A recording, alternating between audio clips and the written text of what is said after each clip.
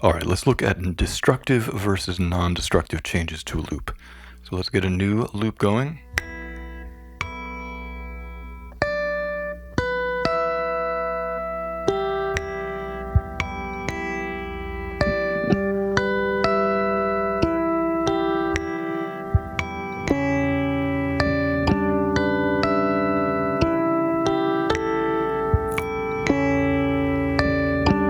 Let's reverse.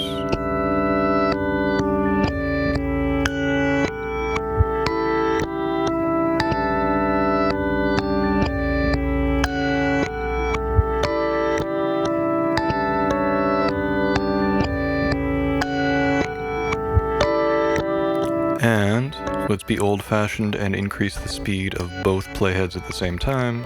So playing forwards, play speed is up an octave. So now if I play a note, it'll sound normal right now.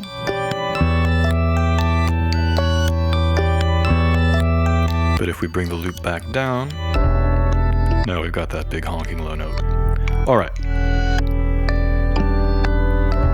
So destructive versus non-destructive has to do with whether or not changes that you make to the loop get imprinted into the fabric of the loop and get stacked or compounded as time goes on. So, for instance, you have low-pass and high-pass filters.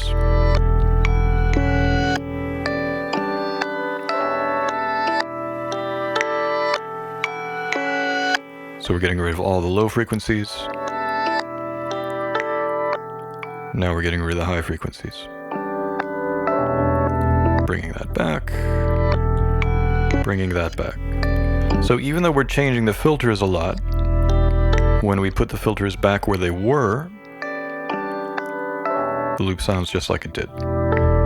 So we're changing the playback of the loop, but we're not actually applying the filters to the content of the loop itself because dub in place is on. Let's turn it off. And let's overdub, and now let's see what happens when we move the filters.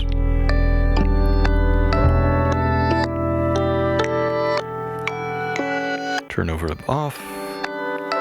And let's bring the filter down. You can hear we cut out a lot of the low frequency stuff. Let's do the same with the high frequencies. Overdub on. And let's leave that there for a bit. And as it keeps going, it's going to get darker and darker because the effect of the filter is getting compounded. Let's make it a little more extreme of a setting.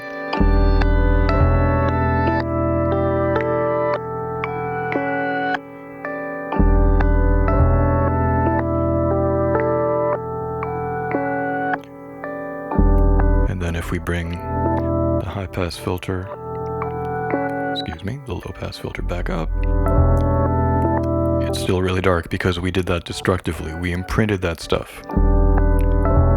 Let's get rid of some of the low frequencies.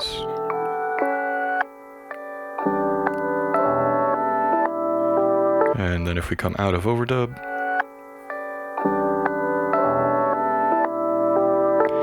so that's using the filter destructively. It changes the content of the loop rather than just the playback. Now if we overdub more stuff,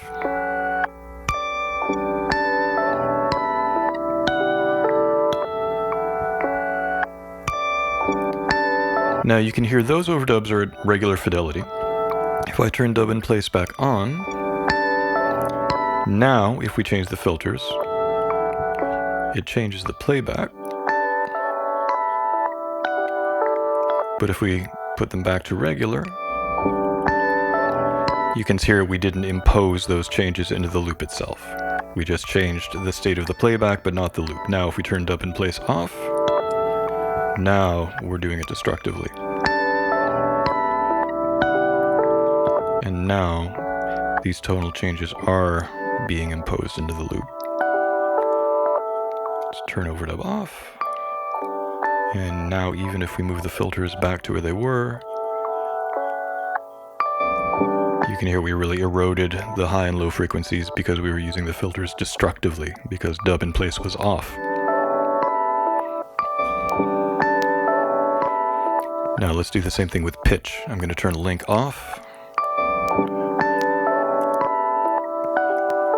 let's have dub in place be on for right now. So now if we overdub,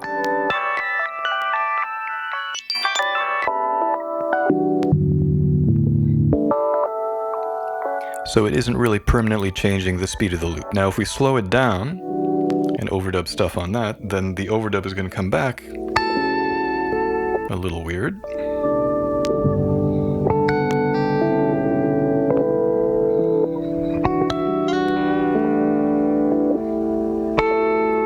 There it is. So it's coming back at a different speed,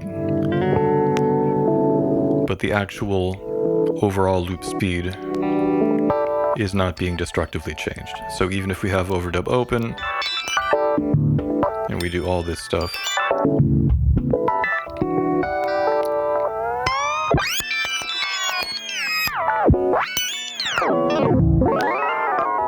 but we go back to normal, and the loop is normal. All right, let's turn dub in place off. Now,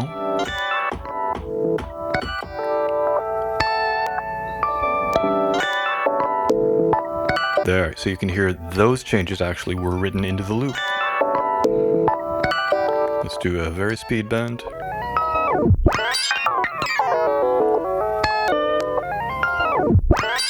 Yeah, so that's getting imprinted into the loop now.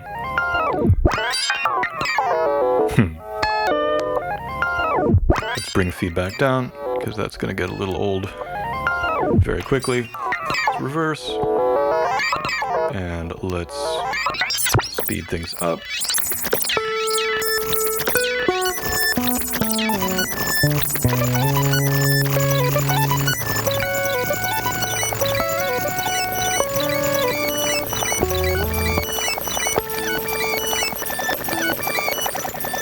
Overdub off. So that's the current state of our loop. Let's get the speed back to normal.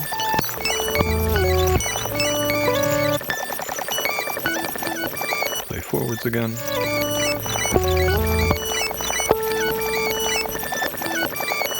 And now let's do some destructive stuff.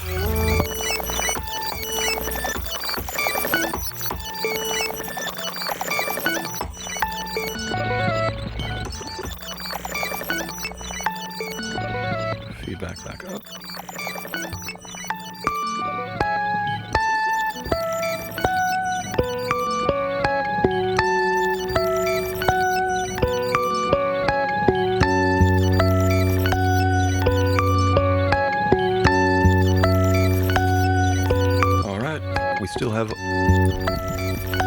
We still have overdub open, so let's change the pitch. There we go. So those pitch changes are getting written into the loop. If we turn dub in place back on, none of that is being written into the loop now. So if we stop messing around, and just let it play back, it's back to where it was. Dub in place off, now it's destructive.